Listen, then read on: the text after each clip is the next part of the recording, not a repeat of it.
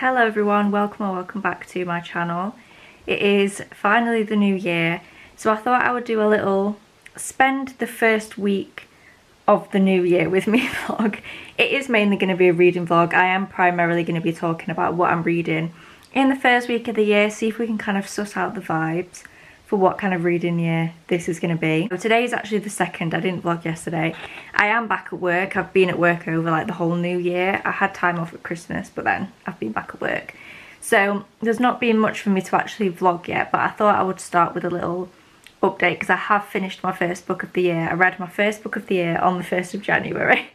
So I thought I would update on that, tell you what I'm currently reading, and then I've got a fun little parcel to open, so I thought we'd do that now. Yesterday on the 1st of January I finished The Wingman by Stephanie Archer, and I'm still a little bit torn on my rating. I initially gave it a 2.5, but I think that might have been slightly harsh. I think it might be a 3-star. I didn't love this. I read, what's the first one called? I can't even remember. Oh, Behind the Net. I think I read that one maybe in 2023 or earlier in 2024. I honestly can't remember when it was. But I gave that one a 3-star. I thought that was fine, but it wasn't the best. Then right at the end of 2024, I read The Fake Out, which is the second one in the series. I haven't explained. This is an interconnected standalone hockey romance series. The second one, and I gave that a 5-star. I absolutely loved The Fake Out. I thought it was amazing. And then I read this one. I just didn't feel the chemistry between them at all. So the premise of The Wingman, basically we've got Hayden and Darcy, and they have been best friends since they met at university, which at this point was about 8 years ago. So they've been best friends for a long time. And up until this point, Darcy has been in a relationship with their other best friend, Kit, who they also met at university. I believe they all met and all became friends at the same time. But Darcy has been with Kit for the last 8 years. They've now broken up. She's moved in with Hayden because she's moved to a new city to kind of get away from her old situation. And she's living with Hayden. And she decides that she's kind of ready at this point to start dating again, but she doesn't really know how. Because she was with Kit for so long, she needs a bit of help. So she asks Hayden to be her wingman, hence the title of the book. So basically she wants him to teach her how to be a player because she doesn't want anything serious. She just wants to have fun and she doesn't know how. So she wants him to teach her how. However, I just felt nothing. I wasn't even convinced by their friendship. Just the interactions they were having, it just didn't feel like they knew each other as well as they claimed to. Like, they were supposed to be like absolute best friends, and I just didn't get that vibe. I just didn't think they were actually as close as they made out to be. And then when the romance started, I felt even more nothing. Or even less nothing. I felt really so much nothingness when the romance was developing. I didn't see any chemistry between them at all. In the last book, in The Fake Out, you could definitely see Hayden pining for Darcy. And I thought that was going to continue, but it just kind of didn't. I was really just, it fell very flat for me, unfortunately. I am still going to read the next book in this series when it comes out. I believe it comes out in June, because I am so excited for it. The next one is A Marriage of Convenience between two characters that I am very intrigued by. So I'm very excited for the next one. And as I said, I loved The Fake Out. I just didn't feel the chemistry between the characters in this one, unfortunately. So yeah, not the best start to the year, but not awful. We'll call it a 3-star. Not too bad. Then I'm currently reading 2 other books. So I'm listening to one on audio and reading one on my Kindle. So on my Kindle, I'm reading Quicksilver by Callie Hart. I really wasn't sure about it at first. I think I'm about 100 pages in now. I'd say for the first 50 pages, I really wasn't feeling it at all, to be honest. The first few pages, I was like, oh, here we go again, because it's about an orphaned girl who lives in the streets. And it's like, oh, how many times can we like read this about a girl who's like got nothing and she lives on the streets and blah, blah, blah. Like it's done so much in fantasy books. However, I was like, we're gonna plow on. This is a long book. Obviously it's not gonna be the same throughout. Like, let's just get over the initial premise. Then the section after that, I was still like, ugh, I just wasn't feeling it.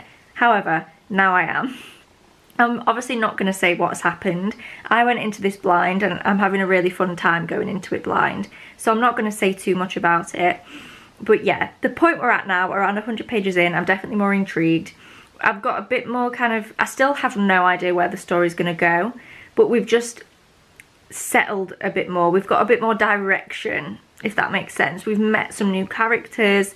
It's just starting to move in a direction that I am hopeful about. So yeah, I'm actually really enjoying it now. I can't wait to sit down later tonight and read some more of that. I am at work today, I'm just on my lunch break while I'm filming this. I read a little bit this morning before I started work, and then I'm gonna plan to read it, quite a lot of it this evening. Well, we're nipping out because it's my godson's birthday. We need to go drop off his card and stuff, but as soon as we get home, I plan to read as much of that as possible. And then on audio, I'm listening to Taming 7 by Chloe Walsh. I've been putting this off for a long time because I know it's not got the best reviews. At the minute, I don't even know how far in I am. I never know when I'm listening on audio. Maybe like just under halfway through, I think. And it's currently sitting at like a 4-star. I'm definitely enjoying it. I think it's good that I went in with low expectations. It's the 5th book in the Boys of Tommen series, for context. And this is Claire and Gibbs's book.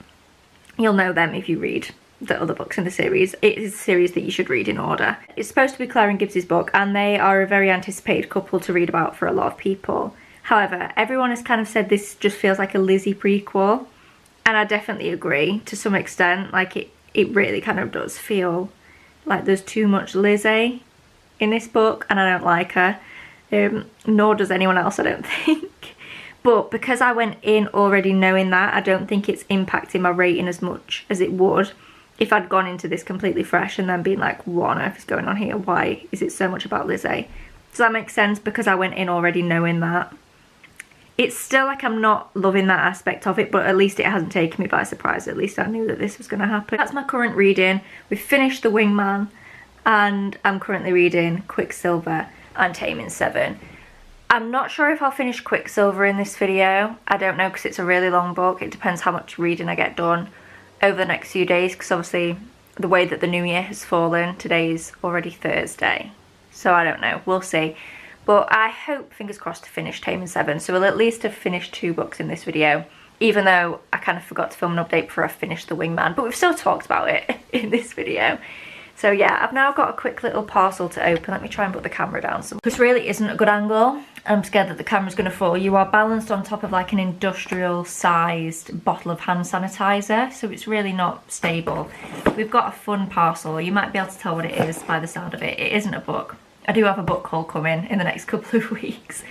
But this is a Lego pre-order, and I am very excited about it. I completely forgot about it. I ordered it. Let me rip this off. I ordered this like quite a while ago now and completely forgot until I got the email like, your order's been dispatched, and I was like, oh wow, yeah. Forgot I ordered that at all, to be honest. I already have so many Lego sets at the moment that I've filled, but you can never have too many. Oh, it's so small. That's so cute. It's such a small little set. It's the Celeste Stargazing set, but I love Celeste in the Animal Crossing game. I love the game in general. I don't play it like massive amounts now, but I have hundreds of hours of gameplay in that game from when it was popular back in like 2020. And I love Celeste, and I love the little moon thing. I have that item in the game, and it's one of my favourite items in the game. I absolutely love it. I just in general love all of Celeste's kind of items in the game and the whole stargazing thing. So I just thought this could be quite cute to have like as decoration on the bookshelves. So yeah, we've got some cute Lego that will eventually end up on the bookshelves. I'm going to try and hold off until I've moved house.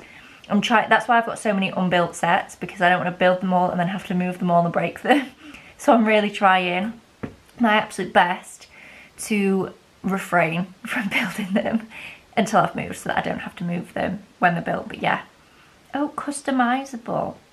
That's cute. Okay, anyway. I'm now going to go for my little lunchtime walk. I always try and go on a walk if the weather's nice when I'm on my lunch break at work, so I'm not just sat in the house or sat in the office all day. I'm obviously working from home today, but I do sometimes work in the office. So yeah, I'm going to pop my earphones in, get outside, it's so gorgeous and sunny, and listen to some more of Taming 7. Excuse the state of me, I've just got home from work and just thrown my hair back because I had it down and it was really just getting in my face. Anyway, oh my god, Taming 7. Oh my god. I don't even know what to say. Obviously I'm not going to say, like, this is spoiler free, I'm obviously not going to say here what actually happened. But if you have read it, the reveal of like what the I don't know, I can't say anymore without like spoiling anything, but oh my god, I was not expecting that. I don't know what I was expecting, but I wasn't expecting that. I haven't finished the book, by the way. I've still got quite a bit left, but my rating is so massively going to depend on what Chloe Walsh does now for the rest of the book, because if we flip this back around and start focusing on Lizzie again, I might actually just scream, because that was quite a big revelation that we just got there, and I really hope that we actually dive into that and don't just gloss over the surface, because we haven't glossed over the surface of other characters' like struggles and circumstances. So I'm really hoping Chloe Walsh isn't just going to skim the surface with this situation, but who knows, we will see. I think I'm going to have to just actually finish I don't know if I am going to finish it today, but I really want to. Like, I just can't even fathom not knowing what happens for the rest of this book today. So I'm going to listen to it now, and I will pop back when I have finished it and let you know my final rating. But yeah, oh my god, I'm actually like, oh my god, I don't even have words. Bye. I finished Taming 7. I'm still slightly torn. I think I've settled on a 4.5. The experience of reading it was a 5. The actual book was a 4. So it seemed logical to split it down the middle and go for a 4.5. So I definitely agree with everyone else that there was way too much Lizzie in this book. Like, way too much. Like, girl, get out. Just be quiet. Like, I completely get that what Lizzie has gone through and what has happened to her and her family is horrific. I get it. And I'm not saying that other characters in the book don't say horrible things to her either. Like, I'm not saying that Lizzie's just, you know, the devil and no one ever provokes her or anything. But I just think, did we need so much of Lizzie in this book when she's getting her own book anyway? Like, I just didn't need so much of her thoughts and her experiences in a book that ultimately wasn't supposed to be about her.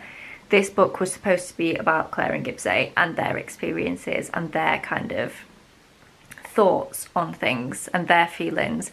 And I felt like Lizzie just influenced too much. Like, why has Lizzie got such a hold over this friendship group? Do any of them even like her? Like, I'm so confused as to why everyone is like just letting her have so much of an impact and so much of an influence. I don't get it. But anyway, yeah, 4.5, I think it's a fair rating. I did just love the experience of reading it. Like, there were some really horrific parts that I was not expecting. I wasn't quite sure what Gibbsy's story was going to be, and like, we already knew part of his trauma, and I kind of thought that was it. I thought we were just going to explore that in a bit more detail. No, there's a whole other layer as to what has been going on with him. Obviously I'm not going to say what, but yeah, 4.5. It also occurred to me that I never in this video mentioned the other book that I'm reading. I'm reading A Photo Finish by Elsie Silver, which is the second book in the Gold Rush Ranch series, which is her first ever series. So this book is following Violet, who is the little sister of the brothers from the Chestnut Springs series. Is she the youngest? She might not be the youngest. She's the sister of the brothers from the Chestnut Springs series. And yeah, this is her book. And I am definitely enjoying it. You can tell that this is early work from Elsie Silver. Like, you definitely can tell that. It's not on the level of Chestnut Springs, but it's just like quite, I don't know how to describe it other than like quite calming vibes. Like, they're living on, it's still kind of a ranch, but it's not. It's more of like a horse training facility at this point. Like, they've built it up so that it's not just like a family ranch anymore. It's like a whole horse stables. So they're living out there. There's not a massive amount of people. It's quite quiet. There's not that many characters really. It's cute. Not mind-blowing, but it's cute. I'm not sure I'll get to finish it in this video though, because I'm really focusing on finishing Quicksilver. But yeah, I'll speak about it in my monthly wrap-up, but you're really not missing anything by not getting my final thoughts. It's probably going to end up being like a 3.5 star. Basically the premise is that Violet a few years ago put a picture of herself without many items of clothing on this particular online site, and our male main character, what's his name? Cole? I think his name's Cole. He starts chatting to Violet basically, and they formed a bit of like an online friendship, and then she ghosted him. And then they run into each other in real life and end up living at the horse place. Like, they're both living on the same ranch. So, quite interesting, quite different circumstances. I've never read a romance where that is like the meet cute before.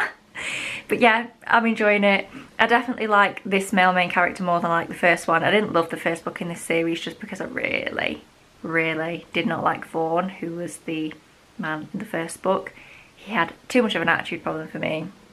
And apparently this brother, because Cole is the older brother, apparently he's like the grumpy one. But I don't, like, he is grumpy, but I don't think he's any more grumpy than Vaughn. Like, I think he's a lot less rude than Vaughn. But anyway, yeah, I'm enjoying it. I think I'm maybe like 30%-ish through. So not massively far through, as I said. I've kind of got hooked on Quicksilver now, so I've put that one to the wayside because I was also reading it on my Kindle. But yeah, I just wanted to mention that I have been reading that this week. I feel like my reading this week has just been a little bit all over the place, but yeah.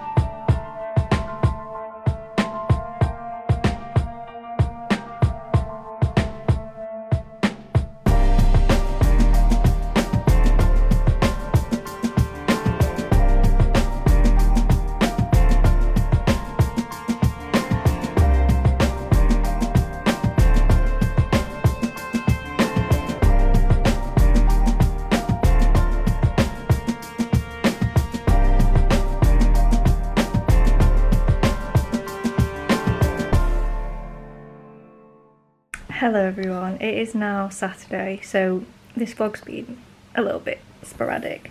Obviously I started it on Wednesday, but I was working Wednesday, Thursday, Friday, so probably the bulk of this vlog is going to be today and tomorrow. So this morning I've been reading more of Quicksilver and I am really enjoying it. I've also started The Bright and the Pale on audio. I hope to finish that in this video. Just quickly popping in, I've just been editing this and I've realised there's a couple of gaps in this video where I just don't explain things. So here I am again. You'll see me another point in the video looking like this, sitting here in the same clothes. It's because I'm filling in the gaps of where I've just not explained anything. The Bright and the Pale is a book that I read in this video and I never explained what it was about. So basically we've got this girl, I can't remember her name, guys. I can't remember the names in my favourite books, let alone this one. So we've got this girl and she lives in this place and the whole village gets frozen by ice and she is the only one that like survives. I don't know if the people are dead or if they're just trapped in the ice. I don't really understand, but she is the only one that got out. And you basically follow her on a big old journey to get some things with some people.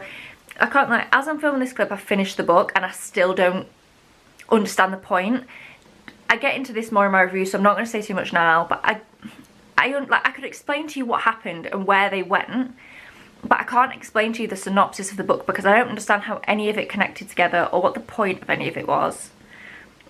I'm still quite confused, but anyway, I'm going to leave it there. I just wanted to quickly pop in and just explain that, hello, I started this and it's about people trapped in ice. I might carry this video on a little bit because I don't plan to vlog like all of next week anyway, so I might carry this on until Wednesday so we can get some reading in and hopefully I can finish Quicksilver and The Bright and the Pale maybe by Wednesday, but we'll see. So yeah, I've took all the Christmas decorations down this morning. I took like the decorative bits down last week and then I took the tree down today. It was only the tree left to do, but I didn't have time to do that when I was off on Wednesday. So the living room is now feeling very empty, but I'm kind of loving it. I'm not feeling great today. I'm having a bit of a flare up, so I'm having to have a break, but the plan is to do a nice deep clean of the living room when I've had a little rest, and like clean the whole area where the tree has been, like wipe the walls down, clean the skirting boards, just give it a proper good clean, and then I think the living room is just going to feel so nice and fresh. So yeah, that is the plan for today. I'm going to sit and read for a little bit now, have a bit more of a break, and then I should probably get dressed and then I will clean the living room so that that's just done, and then I'll just be watching YouTube and reading. I think I've got a few other little bits to do around the house, but nothing massive. The big job of today was to get the tree down and to give the living room a good clean. So yeah, that is the plan. You know how I said, oh yeah, we're gonna vlog a lot at the weekend, like the weekend is gonna be the bulk of this vlog. Yeah, well, it's Monday. It's Monday. The weekend wasn't the bulk of the vlog because I spent the entirety of Saturday feeling really ill. And then Sunday, yesterday, was a snow day, and I literally laid on the sofa and read all day. So I have no footage to say for, like, I have nothing to show. But what I do have is reading updates. So I finished The Bright and the Pale and I gave it 2 stars. It had a lot of potential. The actual story and the plot was fine. Like, I think if the book could have been a little bit more fleshed out, the story and the plot could have worked very well. However, my problem is that I feel like I've started reading on like book 4 of a series. I feel like we didn't get enough background into the characters. We didn't really get to know anyone on an individual level. It was very much, we're just doing this thing and then this thing and then this thing and then this thing. And those things would have worked if we'd have actually known the characters a bit more or understood more about the world and how everything connects. Because as it stands, I understood what was happening in the book the whole time. Like, I understood, okay, we're going here and we're doing this, and these people are going here and doing this. I understood it. What I didn't understand was the stakes of anything, because we didn't really get a full picture of the world or, again, the relationship between the characters. Speaking of relationships, there is a romance in this book, but when it starts, they've already known each other for years and she's already in love with him. So it's like, you don't see any of the development of that. That's what I mean. It feels like I've just been dropped into the middle of a series. It feels like there should have been a book or 2 before this one to like just give us a bit of background and to actually build up to this point. I don't know. I feel silly complaining that there's like too much going on in a book, because obviously I don't want a book to be slow. I don't want to sit there and read 800 pages of world building. But I feel like we do need a little bit. Like, we need a bit of something to help us understand the stakes of what is actually going on. So yeah, 2 stars, unfortunately. Did not end up loving it. What I am loving, however, is Quicksilver. Is it particularly well written? No. It's not badly written, but it's not groundbreaking. Is it original? No. Is it anything I've not read before? No. But I'm really enjoying it. Like, it's just vibes. Like, I'm just here for the entertainment factor. It's literally just pure vibes. And I'm liking the vibes that we've got going on. I still don't want to say too much about what it's actually about, though, because I went in blind. I do feel like that's kind of the best way to go into it. If my eyes look watery, by the way, it's because I have to keep pausing this video to yawn because I really didn't sleep very well last night. It's not going great for me at the moment, guys, can't lie. But yeah, I think I'm like 3/4. I think I'm nearly 80% through Quicksilver now, actually, so I'm really hoping to finish it before I get this vlog up. I should be able to. If I don't finish it today, I'll finish it tomorrow. I don't know how good this vlog is. My educated guess is crap. But I just wanted to upload it anyway, and I feel like it's kind of nice to upload a first week of the new year video that's not like, let's go to the gym and then let's clean this and declutter this. I've just laid and read books, guys, for the first week of the year. I've not tried to be overly productive. None of this new year, new me. I have goals, don't get me wrong, but I've really not done much. But yeah, that's kind of how I want my year to go. A lot of reading, a lot of relaxation, a lot of putting myself first, and not a lot of stress. So that's the overarching goal of the year. But yeah, I'm gonna go to work. Well, I'm not going to work now because it snowed again overnight. I set off this morning and just turned around and came home and got on the sofa. But I'm gonna begin work now. Luckily I have a job where I can work from home, so very lucky that I didn't have to go too far in the snow, because I don't think I would have made it there in my car. that does not have winter tyres on it. But yeah, I'm going to work now. I'm going to read Quicksilver on my lunch break later. And yeah, I will give you an update when, maybe when I've finished Quicksilver. We'll see. Hello, I have finished Quicksilver, and why did the camera just click? I don't know. Anyway, it's still recording, so we'll continue. I finished Quicksilver and I gave it a 4.25. I really, really liked it. It was just fun vibes. Like, it wasn't necessarily the best written fantasy ever. Like, it wasn't. And at some points, it kind of felt like, let's throw plot lines at the wall and see what sticks. But it really wasn't bad.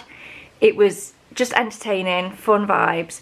And definitely as the book went on, it grew more into its own. I think I mentioned before I was a bit concerned at the beginning that it was feeling generic and it was feeling like every other fantasy book that kind of... The reflection in my glasses is really annoying me, but I don't know what the reflection is of, so I don't know where to move to. That's not really helped at all. Anyway, I'm now just sat on the floor for no reason. Yeah, I was worried that it was going to feel quite generic and like every other fantasy book, but it definitely grew into its own. Especially towards the end, like, it got quite wild.